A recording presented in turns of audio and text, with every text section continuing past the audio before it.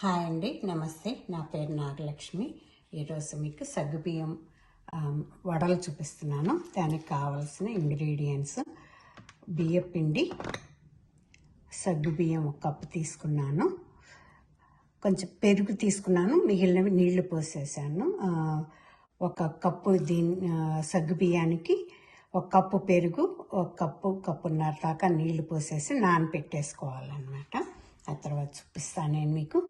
Deep ఫ్రైకి సరిపడా oil, onions, మన ఉల్లికాడలు, పొటాటో ఒకటి ఉడకబెట్టి దాన్ని షెడ్ చేసి ఉంచుకున్నాను. ఈ 2 టోటల్లీ ఆప్షనల్ అండి, మీ ఇష్టం. ఇది మా బ్యాక్ యార్డ్లో వచ్చిందని వేసాను. వేయాలి అని ఏం లేదు, మీకు ఉంటే వేసుకోండి, లేకపోతే లేదు. పొటాటో టేస్ట్ బాగుంటుంది, ఇంకా మోర్ క్రిస్పీగా వస్తుందని వేస్తున్నాను. అవి వేయకపోయినా పర్లేదు, మీ ఇష్టం. కొత్తిమీర, సన్నగా తరిగిన చిల్లీలు, గ్రీన్ చిల్లీ, సాల్ట్, కరివేపాకు సన్నగా తరిగి ఉంచుకున్నాను, జీలకర్ర. ఇవన్నీ కావాల్సిన ఇంగ్రీడియంట్స్. ముందుగా మనము ఈ సగ్గుబియ్యము,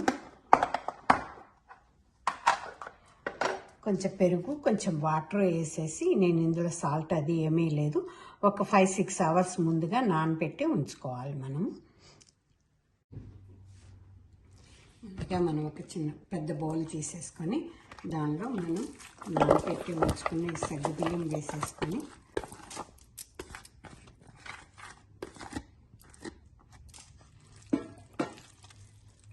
దీనిలో మిగిలినవన్నీ వేసేసుకోవటమే మనం. పొటాటో, తురిమి ఉంచుకున్న పొటాటో, ఆనియన్స్, కట్ చేసుకున్న ఆనియన్స్, మన ఉల్లికాడలు, కొత్తిమీర,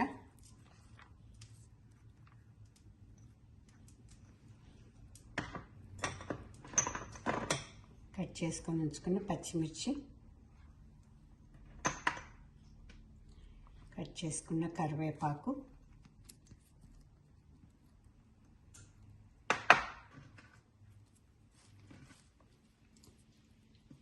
జీలకర్ర వేసేసుకొని, దీనికి సరిపడా ఉప్పు వేసుకొని ముందు కలుపుకుందాం. దీన్ని కలుపుకున్న తర్వాత మనము బియ్యపిండి కొంచెం వేసేసి కలుపుకోవచ్చు. ముందు దీన్ని గట్టిగా కలిపేసుకొని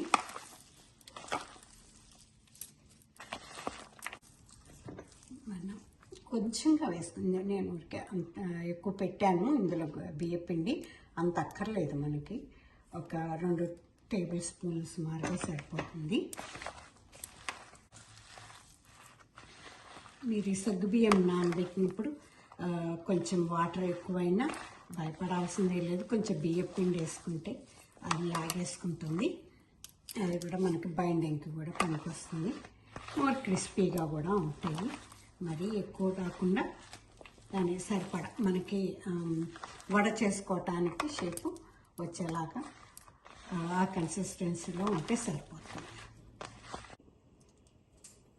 మనకి ఆయిల్ వేడెక్కింది. చెయ్యి కొంచెం ఇలా తడి చేసేసుకుని, ఇంత చిన్న ఉండ మీ ఇష్టం, మీకు ఏ సైజు కావాలంటే ఆ సైజు ఇలా చేతిలో వచ్చేసుకోవచ్చు.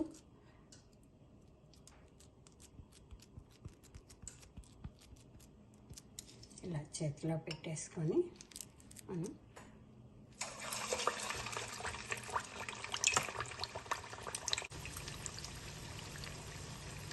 మనకి ఇలా గోల్డెన్ బ్రౌన్ వస్తే సరిపోతుంది.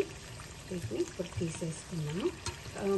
కలర్ రాకుండా తీసామనుకుని కొంచెం సగ్గుబియ్యం సాగిగా ఉంటాయి అన్నమాట. ఇంకా కొంచెం ఇవి టైం కూడా ఎక్కువ పడుతుంది ఉడకటానికి, వేగటానికి. ఇప్పుడు మనకి ఆ కలర్ వస్తే సరిపోతుంది. వీటిని తీసేసుకొని మిగతావన్నీ కూడా ఇలాగే వేయించుకుందాం మనం. చూసారా ఎలా పొంగుతాయో అన్నీ. ఇవండి మన సాబుదానా వడలు. పైన క్రిస్పీగా, లోపల మెత్తగా. మనం పొటాటో కూడా వేసాం కాబట్టి చాలా గుల్లగా, చాలా బాగుంటాయి. అందరూ ఒకసారి తప్పనిసరిగా చేసి రుచి ఎలా ఉందో చెప్తారని ఆశిస్తున్నాను. మీకు ఈ వీడియో కనుక నచ్చితే like, share and subscribe please. Thank you. Bye.